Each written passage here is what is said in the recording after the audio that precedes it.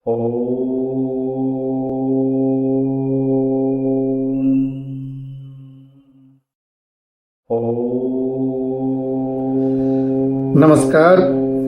आप देख रहे हैं सनातन कथाएं। मैं हूं जेपी सिन्हा। आज हम देखेंगे अंक 6 और इसमें जानेंगे कि किस तरीके से सीता और राम का वियोग हुआ था एक तोते के श्राप की वजह से। रामायण में श्री राम और सीता के वियोग की कहानी हम सभी जानते हैं। वनवास से लौटने के बाद और रावण की मृत्यु के पश्चात जब सीता और राम वापस अयोध्या में लौट आए और राजा राम राजकाज में व्यस्त हो गए, कुछ प्रजाजनों द्वारा सीता की पवित्रता पर सवाल उठने लगे।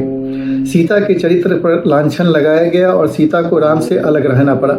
ये सब एक तोते की वजह से हुआ था जिसने सीता को अपने पति का वियोग झेलने का श्राप दिया था। आइए जानते हैं इस रोचक कथा के बारे में। लेकिन उससे पहले मैं सभी श्रोताओं को ये आग्रह करूंगा कि चैनल को ज़्यादा से ज़्यादा सब्सक्राइब करें, वीडियो को लाइक करें, ज़्यादा से ज़्यादा शेयर करें और अपने सुझाव हम तक भेजते रहें। तो इस कथा के बारे में जानते हैं कि जब सीता जी काफ़ी छोटी थी तब अपने सखियों के साथ बाग में खेल रही थी, तभी उनकी नज़र तोते की एक जोड़ी पर पड़ी। दोनों आपस में कुछ बातें कर रहे थे। सीता जाकर उनकी बातें चुपके से सुनने लगी। तोते की जोड़ी ये बातें कर रहे थे कि भविष्य में राम नाम का एक महाप्रतापी राजा होगा जिसका विवाह सुंदर राजकुमारी सीता से होगा। जब सीता ने उनसे पूछा कि यह सब उन्हें किसने बताया, तो तोते ने कहा कि उन्होंने महर्षि वाल्मीकि के मुँह से ये बात सुनी। वे अपने आश्रम में शिष्यों को ये बात बता रहे थे। तब सीता ने कहा कि जिस राजकुमारी की वह बात कर रहे हैं वो मैं हूँ।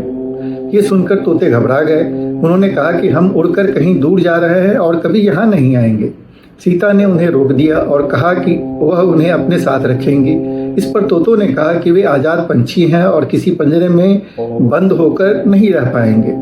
सीता ने कहा कि वह और भी बातें सुनना चाहती हैं, इसलिए उन्हें नहीं जाने देंगे। तोतों की जोड़ी ने खूब विनती की मगर सीता टस से मस नहीं हुई। बाद में सीता ने नर तोते से कहा ठीक है, वह उन्हें छोड़ रही हैं मगर मादा तोते को वह अपने पास ही रखेंगी। नर तोते ने कहा कि उनकी पत्नी गर्भवती हैं, ऐसा ना करें, दोनों को साथ रहने दें। सीता ने उनकी एक न सुनी। उन्होंने नर तोते को तो छोड़ दिया मगर मादा तोते को अपने साथ महल में बंदी बना लिया। नर तोता अपने साथी का वियोग नहीं सह सका। उसने सीता को श्राप दिया कि जैसे आज वह अपने जीवन साथी का वियोग सह रहा है, उसी प्रकार सीता भी एक दिन अपने पति का वियोग सहेंगी। जैसे मेरी पत्नी गर्भवती है, वैसे ही वियोग के समय आप भी गर्भवती रहेंगी। कुछ समय पश्चात तोते ने अपने प्राण त्याग दिए। सीता को जब पता चला तो उन्हें बहुत दुख हुआ, मगर तब तक बहुत देर हो चुकी थी। कहते हैं इसी श्राप के कारण सीता को अपने पति श्री राम से दूर जाकर महर्षि वाल्मीकि के आश्रम में रहना पड़ा। दरअसल श्री राम रावण का वध करके 14 वर्ष का वनवास खत्म कर सीता और लक्ष्मण के साथ अयोध्या लौटे।